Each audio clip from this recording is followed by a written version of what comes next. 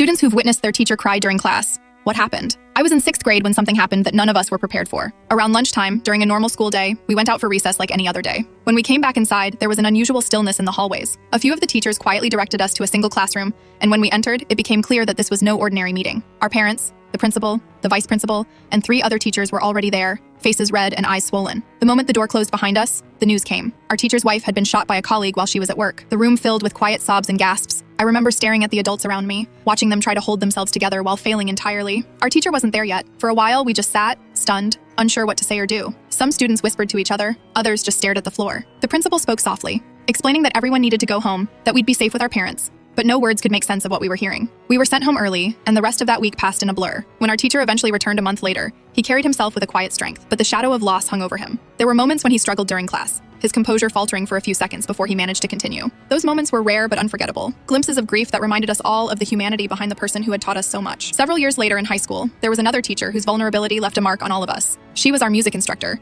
teaching students from 7th through 12th grade, and she had been battling stage 3 to 4 cancer for a long time. Despite her condition, she approached every class with energy, joy, and an almost infectious passion for music. Over 85% of the high school had joined choir because of her enthusiasm and love for the subject. She made the choir feel like a place where we could escape, a safe space where she shared her own love for music while helping us grow. Her treatments, chemotherapy and radiation, were grueling. Some days she would come in exhausted, her movements slower, her voice quieter, but she always did her best to engage with us. Occasionally, though, the weight of her illness became too much and she would break down in class. I remember these moments vividly, not just because of the sadness, but because of the vulnerability she displayed. We had always seen her as strong, unstoppable, almost larger than life, and seeing her cry was a powerful, humanizing experience. In 2012, her condition worsened, forcing her to take more days off. The choir continued practicing while she was gone, and we would obsessively rehearse tiny sections of songs, repeating notes and words over and over until we perfected them. Her absence was felt keenly, and every practice became a mix of anticipation and worry, a silent hope that she would return to guide us through the upcoming state competition. One of the final days with her in class stands out more than any other. We were rehearsing a song for the competition, and we were sounding incredible.